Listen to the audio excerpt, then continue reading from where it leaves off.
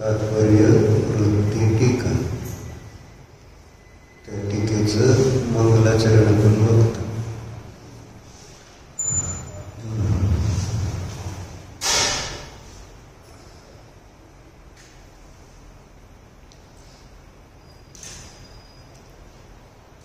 इष्ट फळाच्या प्राप्तीसाठी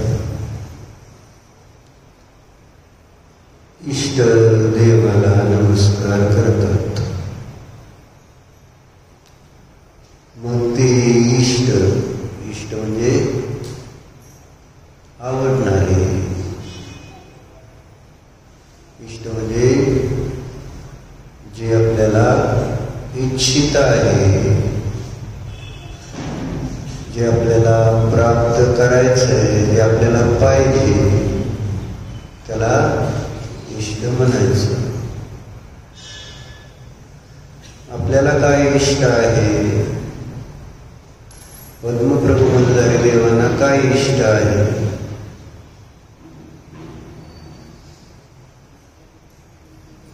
त्यांना इष्ट आहे संसाराचा अभाव, त्यांना इष्ट आहे मोहाचा अभाव, त्यांना इष्ट आहे शरीराच्या प्रती असणारी आसक्ती, त्याचा अभाव, हे त्यांना इष्ट आहे.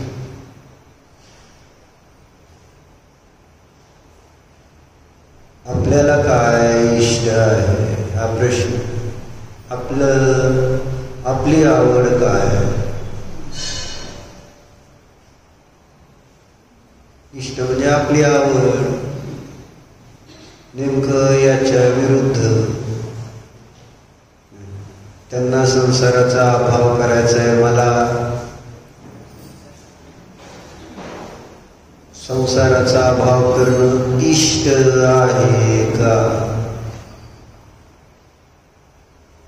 आणि ज्यांना संसार नष्ट करायचा नाही त्यांच्यासाठी धर्म मग बाधक कारण होईल ना. काय साहेब काय म्हणते? ज्यांना संसाराचा अभावच करायचा नाही, मग जर ते धर्म करतील तर काय होईल? त्यांच्या इष्ट कार्याची सिद्धी होईल काय? कारण धर्म करणाऱ्याच्या संसाराचा अभाव होतो हे तुम्हाला माहिती आहे का? नैतिक काय सांगितलं? काय सांगितलं नाही काय? जो धर्म करणार, ज्यांनी धर्म केला, जे धर्म करतील, त्यांच्या पर्यायामध्ये अवस्थेमध्ये संसार राहिलेला नाही हे माहिती आहे का?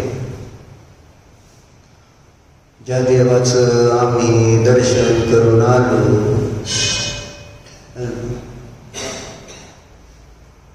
त्यांच्या जवळ आता संसार आहे का?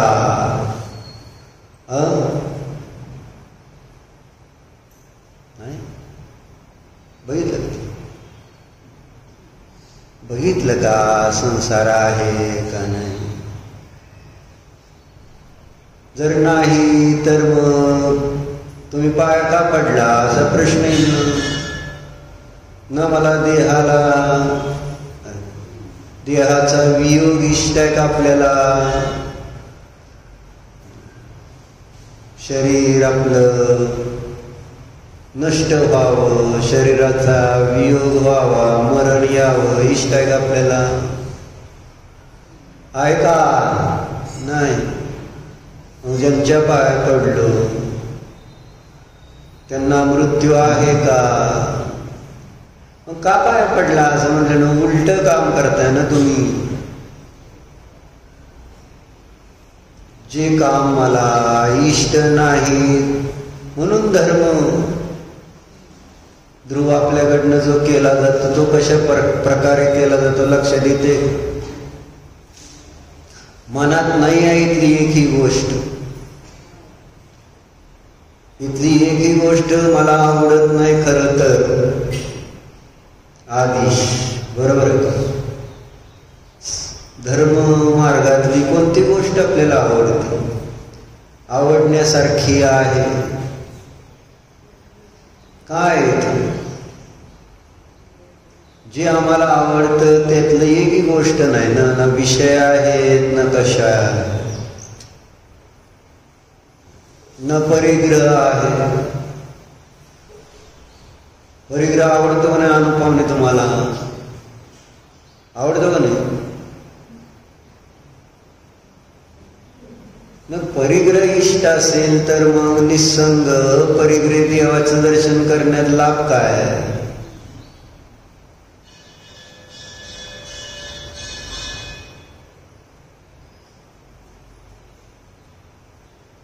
कारण परिग्रह गोळा करण्याच्या वेळेस तर आपण करतो है ना.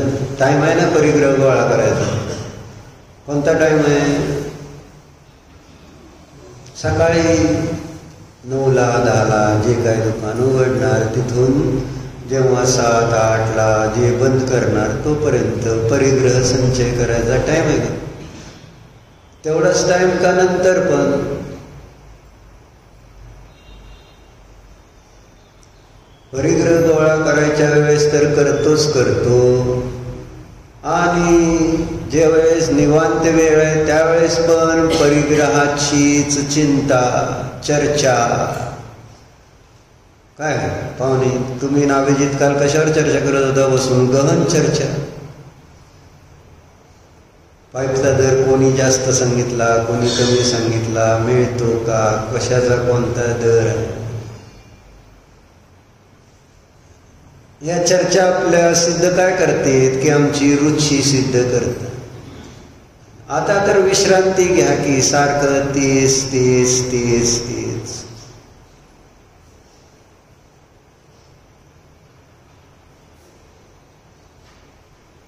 म्हणजे त्याचा कंटाळा कसा येत नाही हा प्रश्न येतोय ना. ते जे आपण करत आलोय, किती वर्ष करत आलोय, तेच आपल्याला परत जाऊन करायचंय. पण आता आलाय निवांत तर डोक्यातनं कीड काढावी का नाही? ती कीड नाही, ती चांगलं आहे, मला कीड वाटली असं समज. पण चर्चा कशाची होती? राजकुमार कशी चर्चा चालली? इष्ट वस्तूची. इष्ट जर इष्ट मला देव असतील, गुरु असेल, धर्म असेल, तत्व असेल, शास्त्र असेल, सिद्धांत असतील, आत्मा असेल तर बसलं तर चर्चा कोणती केली असती आम्ही? जे आम्हाला आवडतं त्या गोष्टीची चर्चा करतो ना आपण. मग काल दांडीच्या वेळेस कोणत्या चर्चा झाल्या? कोणाच्या कानातलं, कोणाच्या गळ्यातलं, कोणाच्या अंगावरच्या साड्या, हे चर्चा होत्या का नाही? हातातलं बायकांच्या ह्या चर्चा. पुरुष भेटली तर ज्याचा जो तो बिझनेस असेल. आणि मग मी इथं मंदिरात आलोय कशाला येतोय आपण? आपलं लक्ष काय, ध्येय काय, साध्य काय निश्चित आहे का? नाही. आपल्याला संसार करायचा नाही, संसार संपवायचाच आहे. कुठल्याही किमतीवर संसार संपवायचा आहे. सगळं समर्पण करून देखील जर संसार संपत असेल तर आय एम रेडी. सगळं घ्या. जर माझा संसार म्हणजेच जन्म, मरण, क्षुधा, तृषा, गरमी, थंडी, चार गतीच्या मध्ये असणारं दुःख, हे सगळं जर संपणार असेल तर मला सर्वस्व समर्पण करायला काय हरकत आहे? पण अर्थ काय होतं? नाही नाही ना, मला अजून ते वाटतच नाही की तेच बरोबर आहे म्हणून. कोणती गोष्ट? जी देव करतायत, जे गुरु करतायत, जे देवानी गुरूंनी सांगितलेलं आहे तीच बरोबर आहे. ती सोडून दुसरी कोणतीही गोष्ट बरोबर नाही.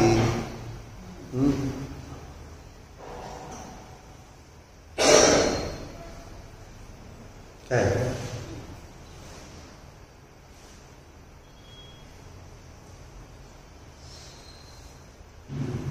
न किती आपण दर्शन केलं, विधान, पूजन, दान, स्वाध्याय केला तर काय होणार?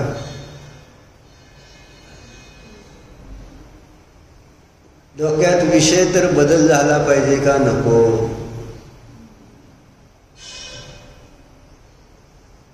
श्रद्धान बदललं पाहिजे का नको? नाही. आपल्याला नेमकं काय काय पाहिजे? आपल्याला नेमकं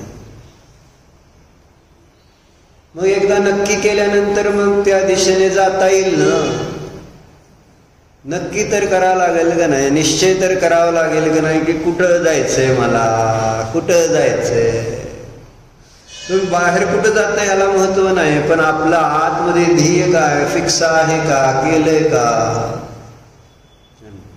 कोणत्या मार्गावर जायचंय मला? संसार का मोक्ष?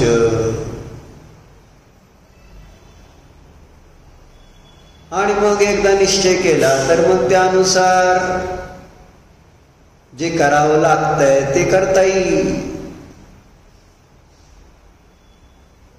मग आपला निश्चय काय दिसतोय? आपल्या क्रियेतनं, आपल्या क्रियेतनं, आपल्या वचनातनं, आपल्या मनातनं निश्चय काय? आपला निर्णय काय? नक्की काय केलंय? काय नक्की केलंय? काय नक्की केलंय? संसार करायचा का संसाराचा अभाव करायचा नक्की केलंय. म्हणून मग आचार्य पुन्हा पुन्हा चार गतीतलं दुःख सांगायचा प्रयत्न करतात आपल्याला. चार गती आहे ना, त्यामध्ये असणार दुःख, संसार दुःखरूप आहे, हे कुठंतरी डोक्यात बसावं. यासाठी शास्त्रामध्ये प्रत्येक गतीतील जे काही दुःख जीवांना भोगावं लागतं त्याची चर्चा केली का? मग आपण ते बघतो का? हे दुःख आपल्याला पण आहे म्हणून. मनुष्य गतीतलं दुःख सांगायला लागले तर मला ते दुःख आहे. आणि ते दुःख का आहे? कारण पर्याय मूढ आहे. पर्यायामध्ये एकत्व करतोय. जी अवस्था मिळाली त्याला मी माझं मानतोय आणि त्यामुळं त्या गतीतलं दुःख भोगावं लागतंय. मग संपवायचंय दुःख तर करायचंय काय? मनुष्य राहून दुःख संपेल का? तिर्यंच राहून दुःख संपल का? नारकी राहून दुःख संपल का? देव होऊन स्वर्गातला दुःख संपल का? संपू शकतं का? तसं असतं तर मग धर्म मोक्ष वगैरे काय चर्चाच नाही ना. जर याच्यामुळं दुःख संपत असतं तर धन आदी विषय भोग यांच्या निमित्तात दुःख संपत असतं. संसार करून लग्न करून दुःख संपत असतं तर संसार म्हणजे मंदिराची गरज राहिली नाही, शास्त्राची गरज नसती. साधना करायची म्हणजे मुनी होऊन आणि साधू होऊन तपस्या धर्म करायची गरज काय?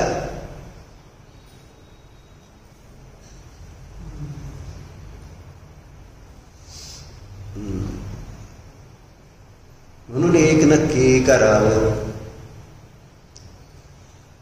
व्यवहारात कुठली गोष्ट संशयात असेल तरी काम होत नाही, विपरीत असेल तरी काम होत नाही, निर्णय नसेल तरी कार्य होत नाही असं न्याय सांगतो. ज्ञानाचे हे दोष असतील.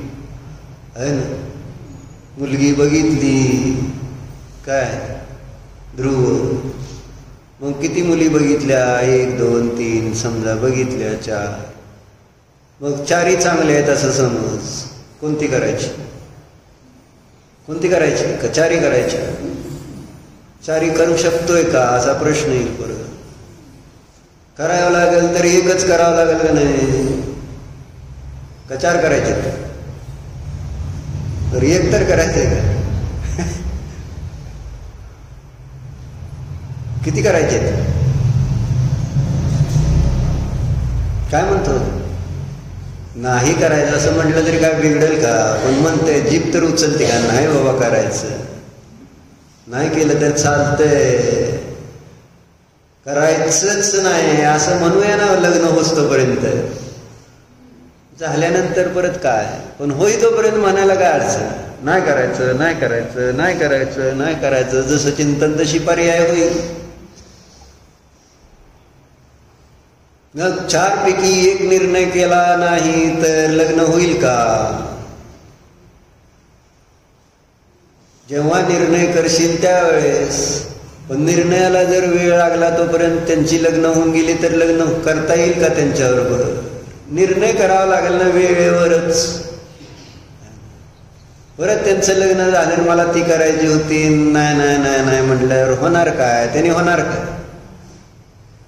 वेळ मनुष्य पर्याय आहे. आपल्याला जर संसाराचा अभाव करायचा आहे, मोक्षाला जायचंय तर याच पर्यायामध्ये आणि आत्ताच आपल्याला निर्णय करावा लागेल. नाही विरोध का करू करू बघू आता आहे तुम्ही सांगताय जरा कळायला लागले थोडं ही मोक्ष वगैरे चांगला आहे असं थोडं कळायला लागले. पण अजून ही पण संसाराची पण आवडती दुसरी 2 आलेत ना आपल्या समोर चॉईस ऑप्शन्स. दोन्ही बऱ्या वाटतात ना सध्या. म्हणून आता कोणती करायची वाट जर बघत बसा.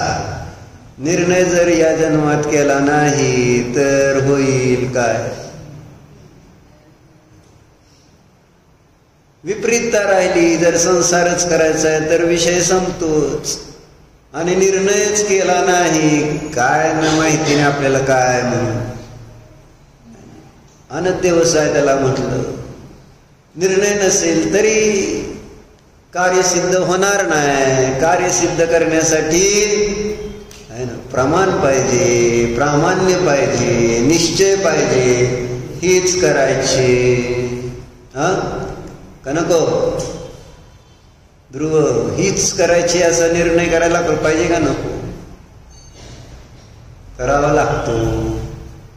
आहे ना. दुकानात आता खरेदी करायला जाणार का नाही तुम्ही? दीप्तीताई अजून तर लग्नाला यायचंय. आताशी गडांगणाचं चालतं ना. गडांग काय म्हणत त्याला? एंगेजमेंट करू नका म्हणतोय. मोकळ्यात खर्च होतोय सगळ्यांचा. तुझी मम्मीच म्हटली 50,000 घालवतील आता. आम्ही म्हटलं दीप्ती दिल की का काळजी करते? आणि ह्यांनी आता परवा 50,000ची खरेदी झाली ना. अभिजितचं कोट, ध्रुवला कोट, परत तिसरीला साडी, परत पंजाबी, अजून काय काय बरेच परत स्तुतीला. मग आता तेवढा सगळा खर्च त्याच्यावर चपल्या पण वेगवेगळ्या घ्यावं लागते ना. ते परत त्याच्यावरची ज्वेलरी. म्हणजे आत्ता मला हळूहळू कळायला लागलंय. मग त्याच्यात मग 50,000 तर कमीत कमी खर्च करतील असं ते जातानाच म्हटली मला. आता हे गेली आता 50,000 तर खर्च करून टाकतील. पाहुणे जाता जाता 1 लाखाचा चेक देऊन जावा आम्हाला. कसं चालतंय का? म्हटलं होतं वा नका करू खर्च, दान द्या. न चर्चा कशासाठी चालली? इष्ट काय? घेताना कपडे सुद्धा आपल्याला निर्णय करावा लागतो. एक निर्णयापर्यंत यावं लागतं. आणि आत्ता ते चांगलं वाटतं घेताना आणि दुसऱ्याचं बघितलं जरा त्याच्यापेक्षा वेगळं आवडलं तर आपण ह्याच्याऐवजी ती घेतलं असतं बरं झालं असतं. रंगात, डिझाईनमध्ये आपुलता किती होती. कारण तिथंच तसल्या टाईपमध्ये दुसरे ते बघून दुसरे कोणी त्याची स्तुती करायला लागली तर इथं आपल्याला किती त्रास होतो. अरे आपलं चुकलं चुकलं चुकलं. आणि तिने जे घेतलेलं असतं ती म्हणत असते ती मी घेतलं असतं तर बरं झालं असतं. सगळे एकमेकाचं बघायचं आणि हे बरं होतं आणि ते बरं, चांगलं काय आणि वाईट. पण घेताना निर्णय करावा लागतो. इष्ट एखादी कुठलीही गोष्ट निर्णय करावा लागेल तर साध्य सिद्ध होणार आहे. मग इथं पद्मप्रभू मल्हारी देवांचा निर्णय झालेला आहे. कोणता? त्यांना इष्ट काय? इष्ट देवाला नमस्कार करताना त्यांना माहिती आहे की ज्यांनी संसाराचा जितभव आहे तेच मला इष्ट आहेत. मला जितभव इष्ट आहेत का? जितभव म्हणजे समजतंय का? अनुपावने जितभव कशाला म्हणायचं? जितभव अनुपावने जितभव शब्द तर समजतंय का नाही साहेब? भव म्हणजे जन्म, बरोबर आहे. देह, मरण, हे सगळं बरोबर आहे. आणि लगून त्याला काय पाहिजे ते दे ना. नातवाय काय म्हणतंय तर जाय टेन्शन घेऊ नको. कमाल घेऊन जायचंय. काय विचारलं? जितभव कोणाला इष्ट आहे? पद्मप्रभू मल्हारी देव जितभव अभिवंदे म्हणताना अभिप्राय की त्या जीवांनी भवावर विजय मिळवला, संसार दुःखावर विजय मिळवला आहे ना. म्हणून मला ते माझे हिरो आहेत, तेच मला इष्ट आहेत, त्यांच्यासारखंच मला बनायचं आहे. धडपड त्यांची ती आहे, त्यांची तळमळ ही आहे. काही केलं तर मला जितभव व्हायचंय म्हणून त्यांनी इष्ट अशा जितभव जिनेंद्रांना नमस्कार केला. इष्ट त्यांना जितभव आहे. मला आहे का? म्हणून म्हटलं प्रश्न होता की जितभवच मला कळत नाही. संसारावर विजय मिळवला म्हणजे किती मोठं कार्य आहे. आपल्याला त्याची महिमा आतून किती येते. त्या गुणांच्या द्वारे त्या देवाला बघताना किती महिमा येते. माझ्या मुलाला 93% पडले. टाकलं का नाही? टाकलं का नाही याच्यावर? मग देवाचं कधी विशेषण टाकतो का? हे माझे देव जितभव आहेत, हे माझे देव सर्वज्ञ आहेत, हे माझे देव जितमोह आहेत, असं त्यांचं पण एक मार्कलिस्ट टाकता येईल का नाही? परिपूर्ण असे माझे देव. तशी मार्कलिस्ट कधी टाकली का माझे म्हणून? माझा पोरगा त्याने 10वी पास केली काय, 93% पडले काय, आता तो चांगल्या कॉलेजला ॲडमिशन घेऊन माझा व्यवसाय चालवेल काय आहे ना. हे सगळं विकल्प आहे डोक्यात. कधी देवाची मार्कलिस्ट कोण टाकतं का? देवाला किती मार्क पडलेत? तुम्हाला कसं काय माहिती? देवाला कळायला पाहिजे. पण आणि ते देव 100% मार्क पडले ते तुमचा मुलगा पाहिजे ना.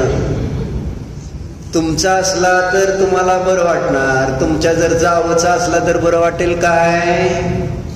शोभा काकी काय विचारला प्रश्न? तुमच्या शत्रू म्हणजे तुमची एखादी शत्रू असेल आणि तिच्या मुलाला 100% पडले आणि तुमच्या मुलाला 90% पडले तर काय म्हणणार? कॉपी करून पास झालाय. असं होऊ शकतं ना.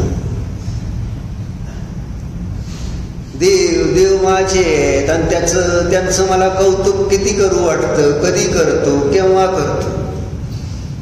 काय अनुभव? कौतुक कोणाचं आहे? कशाचं आहे सध्या? आमची वाय कोण आहे? आम्ही कसं लग्न करणार आहे? आम्ही कसं हे करणार? आम्ही काय काय करणार? आता लग्न आज गावात आहे म्हटल्यानंतर सगळ्यांचं काय चाललं? आपलं कसं भारी आहे, चांगलं आहे, इष्ट सगळ्यासमोर दाखवायचं असताना आपली गोष्ट, आपलं वैभव, जे आपले इष्ट आहेत त्याचं वैभव दाखवण्याचा प्रयत्न केला जातो. मग इथं देव जर मला इष्ट आहे तर त्यांचं वैभव आपण किती चांगल्या पद्धतीने आहे ना मांडू शकलो असतो. त्याची जाहिरात कशी केली असते आपण, ॲडव्हर्टिजमेंट. परवा मोनिकाताईंनी मदर्स डेला छान टाकलं होतं एक स्टेटस, माहिती आहे का? विरूभाई काय टाकलं होतं सांगा? आईच्या प्रेमासारखं प्रेमळ सोनं, असं काहीतरी टाकलं होतं ना. आईचं प्रेम, आणि त्यांनी त्या आईच्या प्रेमाला सोन्यात ठेवलं, आणि या आमच्या दोघांनात तसलं सोनं आहे, असं काहीतरी आहे ना. आईच्या प्रेमा म्हणजे मातृत्व दिवसात सोडायचं नाही, 116 दिवस ॲडव्हर्टिजमेंट करायचा आहे ना. त्याच्यातनं आपलं साध्य सिद्ध झालं पाहिजे, आपल्याला इष्ट विषय सिद्ध झाले पाहिजे.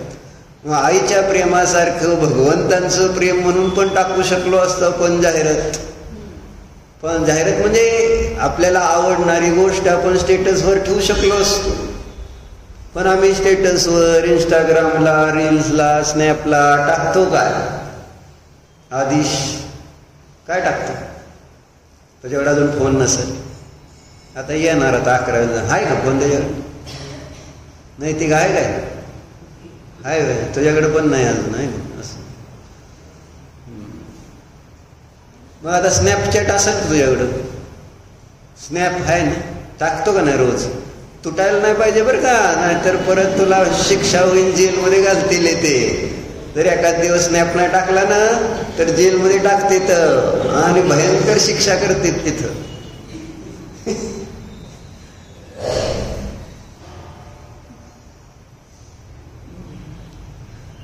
म्हणून म्हटलं सदुपयोग करता येईल, पण आपण त्याचा सदुपयोग नाही, दुरुपयोग करतो. एक तर आधीच मरकट आहे, परद्रव्यामध्ये, पर्यायामध्ये मूढ आहोत, मुग्ध आहोत, आणि पुन्हा अजून त्या पर्यायाचे संस्कार करणाऱ्या गोष्टी आपण करत असतो.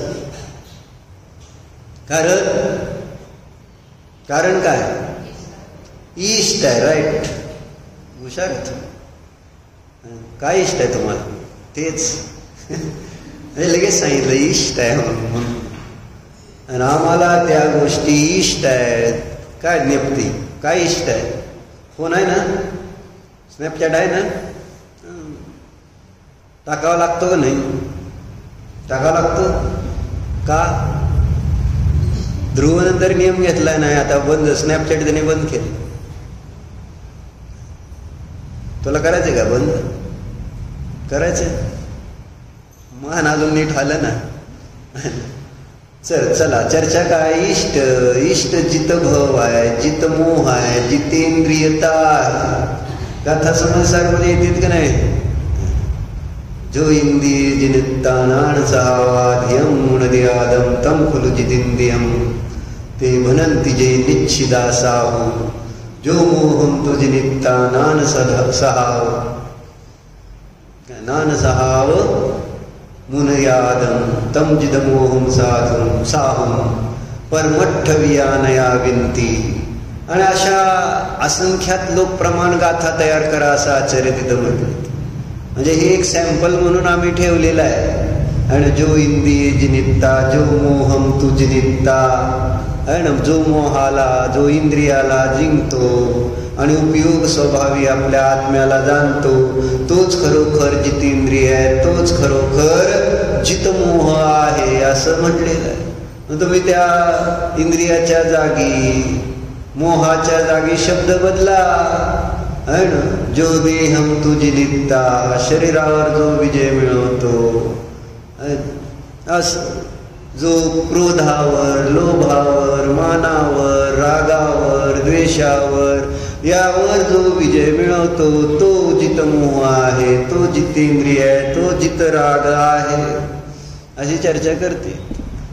आणि पुढे जाऊन हे पण लिहिते की बाबा हे माझे कोणी लागत नाही, मोह माझा कोणी लागत नाही. नथी मम कोय मोह बुद्ध दिवो गयेव हमिको तम मोह निमत्तम समयस्स वियानया विनती. मोह माझा कोणी लागत नाही असं त्यांचं मत आहे. माझं देव माझे कोणी लागत नाहीत, गुरु माझे कोणी लागत नाही, धर्म माझा कोणीही लागत नाही. कोणी लागतो तुमचा तो. म्हणून म्हणलं होतं की बाबा एंगेजमेंटसाठी जो खर्च करणार आहे तो तुम्ही धर्मासाठी करणार आहे का? धर्म माझा लागतो कोण? तुमचा किती खर्च होणार आहे? आमचा तर 50च झाला आत्ताशी. तुमचा तर राव मग तुमचाच पोरगा म्हटल्यावर आता खर्च किती असणार?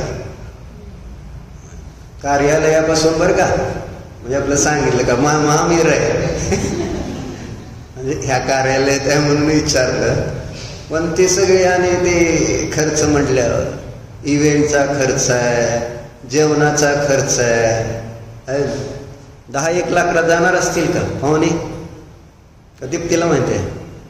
ती करेल त्याच्यावर डिपेंड आहे. तुमचं तर माहिती आहे मला करायचं नाही, पण आता तिच्या पुढं काय करणार? खर्च करावा लागतोय, पोरासाठी करावा लागतोय, कारण तो माझा आहे, तो माझा आहे, मी आहे.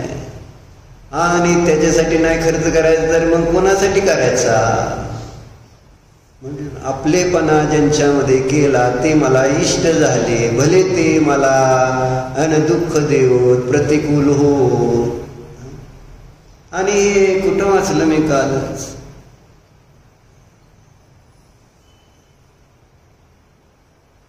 म्हणजे संसारामध्ये कोणीही विश्वास ठेवण्यायोग्य नाही.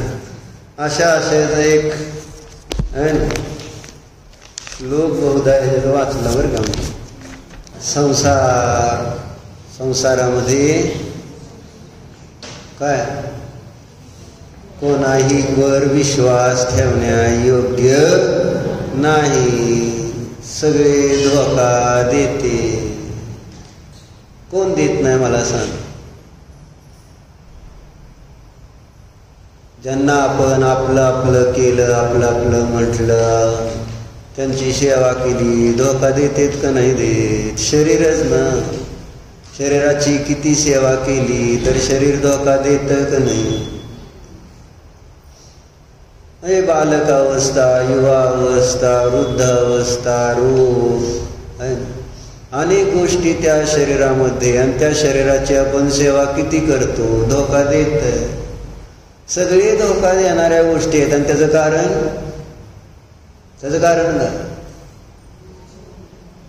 कारण काल दुपारी सांगितलं ते कारण संसार अनित्य आहे. त्यात काही ध्रुव नाही, कायमचं नाही आहे. आणि जे कायमचं नाही त्याचाच अर्थ ते धोका देते. कायमचं नाही त्याचा अर्थ काय? धोकाच दिला ना. ज्यांना मी कायमचं समजून सगळं काम करतो. अनुपम कोणत्या हेतून काम करताय सगळं? हे तन मन धन समोर. असं धन सोडलं जातं का सहजासहजी? सांगा. राहुल काय तुम्ही काय? धन सुटतं का लवकर? सांग. परंतु अशा पद्धतीने धन जाताना बरं वाटतंय का आतून? सांग. Good feeling. साठून राहिलेलं वाढलेलं आवडतं आहे ना. काय आपल्याला ते नाही खर्चलं तर चालतंय, फक्त आपल्याला एक समाधान पाहिजे की आपल्याकडे एवढं आहे, आपल्याकडे एवढं आहे, आपल्याकडे एवढं आहे, आपल्याकडे एवढं आहे. नशीब बायको मिळाली म्हणून तर खर्च होते, नाही तर अवघड झालं असतं.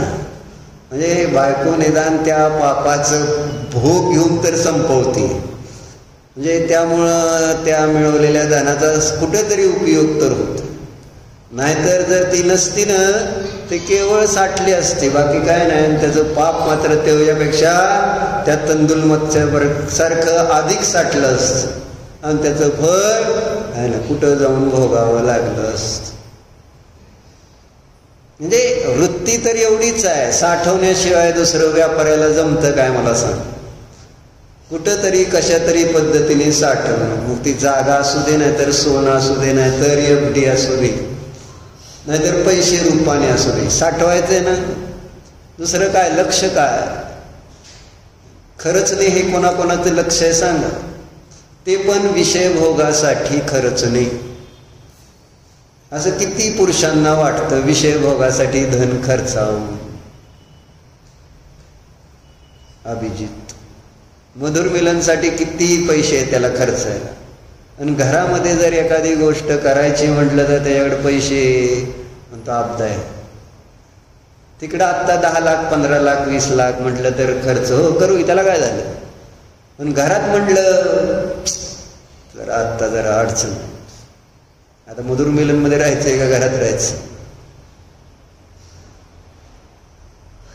म्हणजे सांगायचा भाव हा.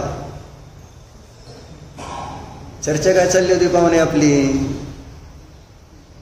धोका देणारे हे सगळे इष्ट, तेच की जे ज्यांना इष्ट मानले ते सगळे धोका देणारे. कशावरून. हा आपल्याला सांगितलंय ना 12 भावनेमधली पहिलीच भावना सांगितली. परजय थिर है कौन, झूठे जग के सपने सारे, झूठी मन की सब आशाएं, तन जीवन यौवन अस्थिर है क्षण भंगुर पल में मुरझाए. असं म्हटलं नाही तुम्हाला नाही माहिती. बाहुबली बाई झूठे जग के सपने सारे. अब तुम्ही पूजा केली तर तुम्हाला माहित असणार. पूजा करणं तुमचा अधिकार नाही ना. पूजा तर आम्ही करायची, बायकोनं करायची, तुम्ही नाही करायची. तुम्ही फक्त अष्टमी चतुर्दशीलाच करायची. बरोबर असा नियम घेतलाय नाही. अष्टमी चतुर्दशी सोडून मी पूजा करणार नाही. म्हणजे त्या दिवशी तुम्हाला जर आनंद आला तर तुम्ही रोज केला असता. पण आता करावं लागते. आता सगळेजण म्हटले चला आपण काहीतरी थोडं केलं तर बरं आहे. केवल रवी किरणों से जी पूजन म्हणता का नाही, त्याच्या जयमालेमधली दुसरंच आहे ना हे छंद हा. झूठे जग के सपने सारे.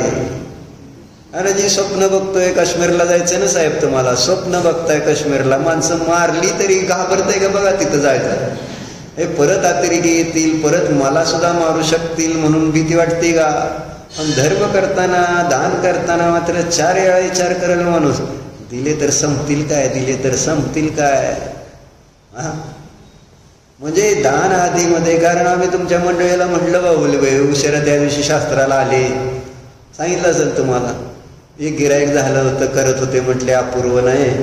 मग मी म्हटलं आता शास्त्र बुडवून तुम्ही गिराईक केलं तेवढं गिराईक दान द्या. मग दिलं का नाही त्यांनी. काय म्हणले तुमच्यासारखं तुमच्यापेक्षा पुढचे आहेत ती. म्हणले नाही नफा देते फक्त. ते गिराईक म्हणजे लाख रुपयाचं झालं किती ती पण अजून सांगितलं नाही. किती चतुर.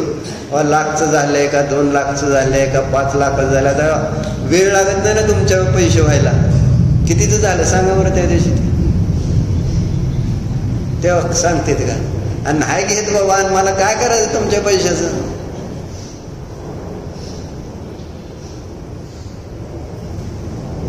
काय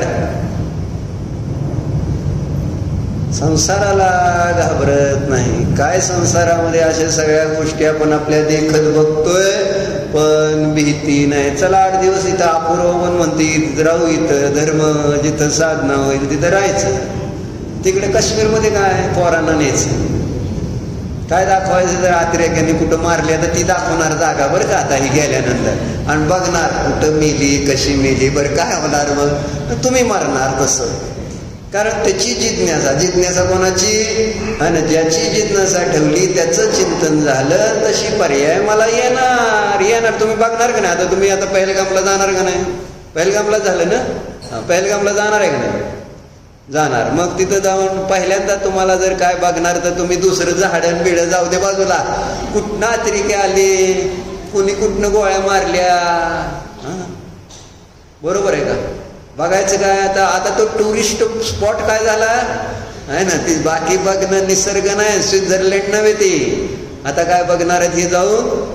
कारण रिसेंटली झालं तर जिज्ञासा जास्त त्या विषयांची. इष्ट आहे. मग इष्ट असताना तिथं मरण असलं तरी सुद्धा त्याला आपण गौण करतो. मरण आहे समोर. संसारामध्ये आम्हाला मरण नाही आहे का. आहे. परंतु त्याला सामोरं जाणार का नाही. जातोय. असू दे आहे ना. ती मेली असतील मी नाही मारणार. तुम्ही नाही का नाही मारणार. तुम्हाला गोळ्या घालतील का नाही माहित नाही तरी चाललाय. कॉन्फिडन्स कसा आहे नाही ना.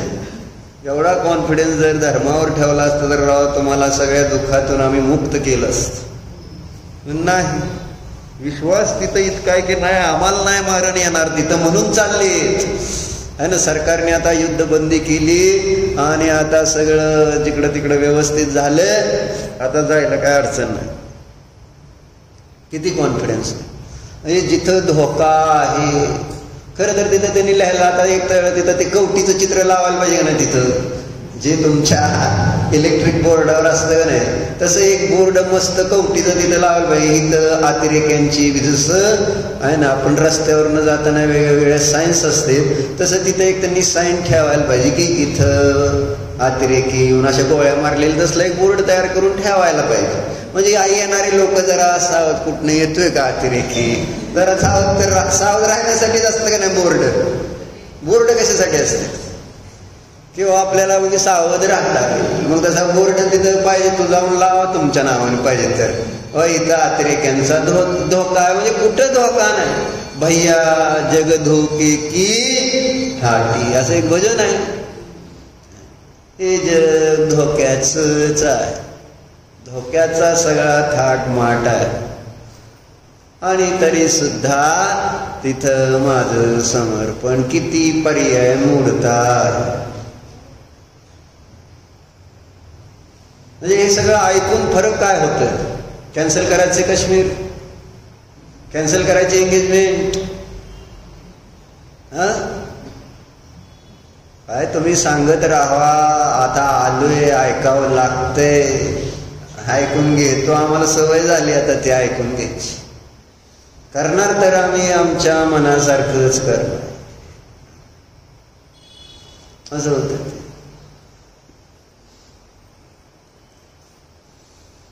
मग इथं पद्मप्रभू मल्हारी नाही आपलंही चाललं ना, झुटे जगके सपने सारे, झुटी मन की सब आशाएं.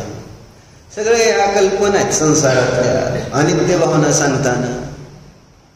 धोका काय, कारण नष्ट होणार आहे, खोट आहे, स्वप्नाप्रमाणे असं सांगायचं. मृत्यू आला तर सगळं नष्ट होत आहे, काही राहत नाही. झुटे जगके सपने, माझं घर, माझी जागा, माझं दुकान, माझं सोनं, मरायला लागल्यावर काय राहणार आहे भाऊ. त्यावेळेस रडला तर काय फरक पडणार आहे. मग अगोदरच जर नमोकार मंत्र म्हणून बाबा काय माझं नाही याचं चिंतन ध्यान म्हणून ठेवलं तर त्रास कमी होईल. नाही तर इतका त्रास होईल, इतका त्रास होईल, इतका त्रास होईल. संक्लेशानं दुर्गती, अतिसंक्लेश भावतय मर्यो, घोर शुभ्र सागर में पर्यो, असं छड आल्यामध्ये म्हणलं आहे ना. अतिसंक्लेश, जेवढा परिग्रह अधिक तेवढा अधिक संक्लेश होतो. हा व्याप्ती आहे. म्हणून तर चक्रवर्ती नरकातच जातो जर चक्रवर्ती पद सोडलं नाही तर. लक्षात येत आहे. कारण परिग्रहाबरोबर ते रागाचा विनाभाव आहे. परिग्रह आणि राग नाही असं होणार नाही. तुम्ही आत्ता जरी म्हटला नाही माझं नाही, पण जर तिथं राहून गेला, चक्रवर्ती सम्यक दृष्टी जरी असला आहे ना, आणि परिग्रह न सोडता मेला तर सम्यक तो सुटतोय. तुमच्या लक्षात येत नसलं तर बघा, सम्यक तो सुटतं त्या चक्रवर्ती. कारण पूर्वभावामध्ये तो सम्यक दृष्टी चक्रवर्ती होते. आणि इथं येऊन समजा सम्यक तो राहिलं, कदाचित नंतर शेवटी आहे ना, जर ते परिग्रह न सोडता, मुनी न होता, आत्मसाधना न करता जर तिथंच राहिला ना, सम्यक तो तर सुटतं, बाहेरचा परिग्रह सुटतो आणि 7व्या नरकात जाऊन देणार. बोला, परिग्रह सहित जर मी मरणार तर काय होणार. सम्यक तो सुटायची शक्यता किती आहे. आणि हे धोका तुम्हाला सम्यक्त्वाची महिमा नसल्यावर काय मी सांगणार तुम्हाला सम्यक्त्व सुटल्यानंतर काय होईल म्हणून. सम्यक्त्व सुटलं म्हणजे त्याच्यासारखं दुसरं दुःख काय नाही. कारण त्यानंतर किती काळ, अनंत काळ, म्हणजे यू कॅनॉट इमॅजिन सुद्धा तुम्हाला करता येणार नाही की किती काळ आणि कसलं कसलं दुःख. मरीची टू महावीर जरी महावीरांचा प्रवास बघितला तर त्या महावीराच्या जीवाला किती किती कशा कशा प्रकारचं दुःख. मरीचीच्या भावानंतरचं तुम्ही महावीर चरित्र वाचा, वर्धमान चरित्र दिलं त्याच्यामध्ये. त्या महावीराच्या जीवाला कुठल्या कुठल्या गतीमध्ये जाऊन कसलं कसलं दुःख त्या मरीचीच्या भावानंतर भोगावं लागलं. त्याचा संसार अनंत तर नव्हता, संपला. एक कोडा कोडी सागराच्या आत संपला त्याचा संसार. पण तेवढ्या वेळामध्ये सुद्धा त्याला भयंकर किती दुःख भोगावं लागलं त्या जीवाला. का आदिनाथांचं ऐकलं नाही, आदिनाथाला फक्त विरोध केलाय विरुबाई आहे ना. ते काय सांगते आहे ना, मी शहाणा आहे. कोण शहाणा आहे सांगा बरं इथं? मी शहाणा नाही, तुम्ही समजता सगळे आहे ना. काय अभिजित तर नेहमी म्हणतो जितूबाईला काय कळतंय, असे सगळे ट्रस्टी वगैरे सगळे म्हणतात आहे ना. जसे बायका नवऱ्यांना किती हुशार असला तर ह्यांना काय कळतंय, हे तर शेवटचा डायलॉग असतो का नसतो. काहीतरी घे म्हटला तुम्ही, जर गेला खरेदीला आणि घे म्हटला आहे ना, ते काय म्हणाल दीप्तीनीला आहे ना. ह्यांना काय कळते, आपलं आपण नीट करायची खरेदी, त्यांचं त्यांचं राहू, तुमचं तुम्ही बघा, बस एवढंच. तीच गोष्ट इथं आहे ना धर्माच्या बाबतीत. महाराजांना सुद्धा कळत नाही तर इथपर्यंत आपल्याला म्हणायची तयारी आहे. जर महाराज काहीतरी आपल्या हिताची कल्याणाची गोष्ट सांगितली आहे ना तर ऐकणार काय. महाराज म्हटले असं संयम धारण करा, असं स्वाध्याय करा, दर्शन करा, काय म्हणायचं. महाराजांना काय कळायचंय, कळतंय गपच. महाराज म्हटले चल माझ्याबरोबर विहारात. काय ध्रुव पप्पा काय म्हणते ना, गपचिप चल दुकानात बसायचं, धंदा करायचा, पैसे मिळवायचे. आणि महाराजाचं तेवढंच फक्त म्हटलं ना, म्हणून म्हटलं जर तुम्ही इथं समर्पित व्हायला लागचाल ना, तुमच्या आईवडील घाबरतील. आदेश जर जास्त धर्म करायला लागला आणि ब्रह्मचारी राहायला लागला तरी भीती वाटेल. पप्पा म्हणले अवघड आता पोराला आता आणावं, मार्गावर आणावं. म्हणजे जसं त्या चारुदत्त शेठजीला आहे ना, त्याच्या वडिलांनी काय केलं, लग्न केलं तरी ते अभ्यास करायचं सोडना, शास्त्राभ्यास. बाहुबली ध्रुव लग्न केलं, लक्षच नाही बायकोकडं. सुंदर बायको आहे घरात, माहित आहे का. न आता संसाराला कसा लावायचा असा प्रश्न पडला होता आई वडिलांना. कारण असं जर लक्ष नाही दिलं, नुसतं जातं ती बायको तिकडं बघत नाही, बोलत नाही, काय नाही, आपला आपला धर्म एक धर्म. म्हणजे तू आता असं करायला लागला असं समज. मग त्या वडिलांनी आपल्या भावाला सांगितलं बघा काहीतरी. आणि त्याचा भाऊ होता व्यसनी, सप्तव्यसनी, वेश्याकडे वगैरे जाणारा वसंत शेना झालं. मग त्या चारुदत्ताला घरातली बायको सोडली आणि नेलं कुठं, त्या वसंत शेनेकडं. मग तिथं नेलं, मग तिथलं संगीत म्हटलं ना, वातावरण, माहोल. मग ते सगळं बघता बघता कधी त्या वसंत सेनेच्या नादी लागला कळलं नाही. सगळं घरातली संपत्ती संपवली. काय एक वेळ असा होता की त्याला दुसरं बायको बघायची सवड नाही, आणि आता बायकोकडे परत पण बघायची सवड नाही. इतका त्या बाहेर वेशीच्या नादीला अवस्था. बरोबर काय सांगत होतो मी. ऐकलं नाही, आदिनाथांचं ऐकलं नाही मरीचीने, तर त्याला दुःख भोगायला. पण मग गोष्टीचा संबंध कसा लावायचा त्याच्याशी, हे करेक्ट लिंक आता बरोबर लागलं. मुलगा धर्माला लागला तर आई वडील काय करतील ही चर्चा झाली. बरोबर, अभिषेकचं खरं लक्ष आहे. त्याने लिंक लावून दिली बरोबर, जो विषय चालला होता. म्हणजे तिथं म्हणून चारुदत्ताचं उदाहरण घेतलं होतं आपण, की चारुदत्त संसार करीना म्हटलं तर त्याला कसा बरोबर नादी लावला. तसे आम्ही सगळे जर चुकून आपली पोरं जास्त धार्मिक व्हायला लागली तर काय करतील आई वडील, काय करणार अनुपावनी. बर कर बाबा, चाललाय तर तुझं तर कल्याण होते असं आपण अनुमोदन देणार, त्याला मदत करणार, असं होणार आहे का.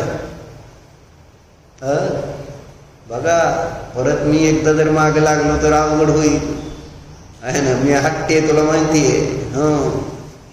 म्हणजे सांगायचं असं आपणच, म्हणजे आपल्याला जेवढं जमतंय तेवढंच, एक्स्ट्रा करून देत नाही. एक्स्ट्रा करायचं नाही, कारण हे इष्ट नाही, हे असा अर्थ. म्हणून अभ्यास करा. सांगायचं कशासाठी होतं हे, तेव्हा चिंतन इतकं वाढवा पुन्हा पुन्हा. आणि विनाकारण आपण व्यर्थच्या ज्या चर्चा करतोय त्यामुळे जे संस्कार होत आहेत ते तर बंद करा. जे करताय ज्या वेळेस संसार तेवढा पुरतं तेवढा केला तर माझं म्हणणं नाही, पण त्याला तुम्ही आणि ओढता कशाला सगळीकडं, जिकडं जाल तिकडं त्या संसाराला बरोबर घेऊन जाता. आलंय ना घर सोडून दुकान सोडून तर सोडून या ना थोड्या वेळासाठी, जेवढ्या वेळासाठी. नाही डोक्यात ते ठेवू नका ना. पण आपण लग्नाला आलोय तर लग्नालाच ना एन्जॉय करावं ना. काय करायचं ते बिझनेस दुकान उघडलं का, मग सकाळी उठल्यावर मग जसं बायकांचं काय, मग ते बाई येतील मग त्याला ही भाजी करायला आणि ते दूध असं ठेवायला सकाळ सकाळ आपलं फोन आहे ना. बायका इकडं आहे, आता घरी पोरगा आहे, मग आता सांगायचं काय. तर ही सगळी अशी व्यवस्था स्वयंपाक पाण्याची घरातली ही बायकांचं काम. आणि वडील सांगणार मग ते दुकान आता तिकडचं, आता 3 जण आहेत का 2 जण आहेत तिथं, 3 पण असतील, मग इकडचं तिकडं बाह्या उघडायला जाईल, मग तू त्याला सोडायला जा आणि लक्ष ठेवा अमुक तमुक काय, ही गिरायकाचं हे सांगितलंय, काल ह्याला हे दिलंय ती दिलंय, आणि झालं चर्चा.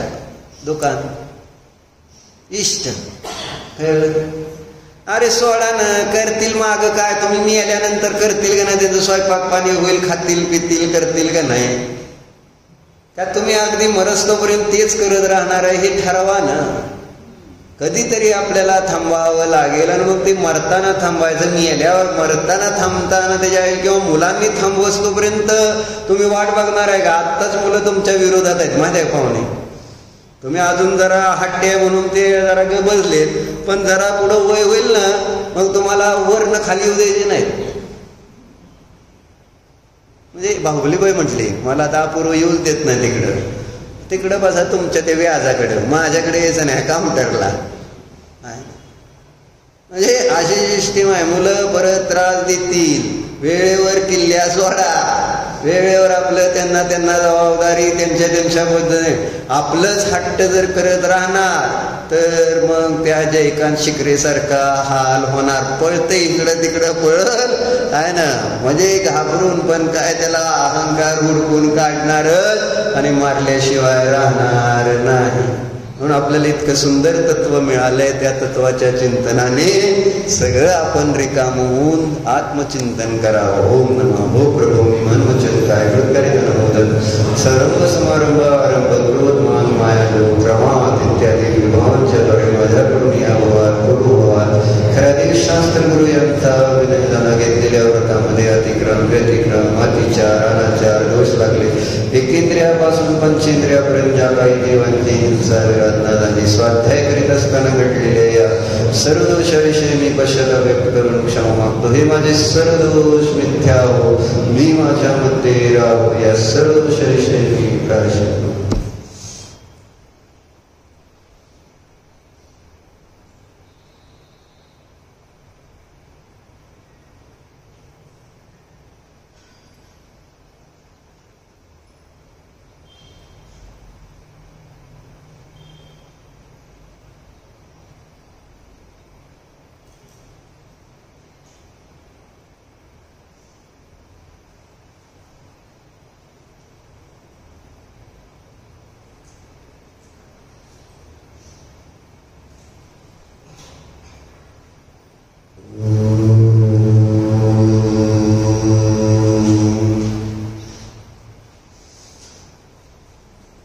अंतर्लीन व्हा.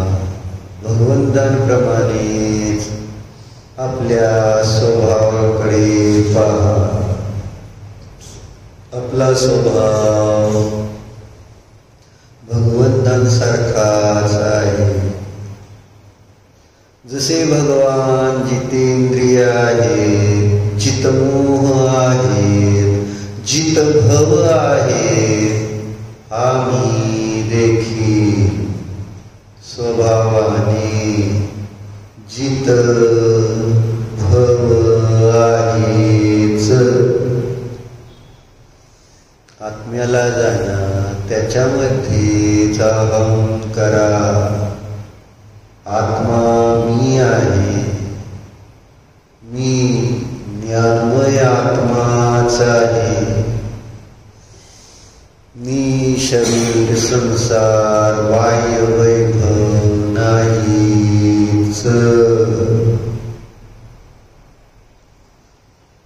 पुन्हा पुन्हा विचार कर, इष्ट माझा निज ध्रुवच आहे.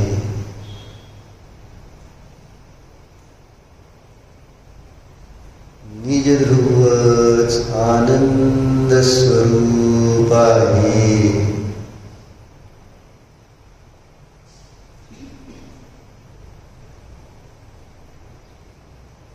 निज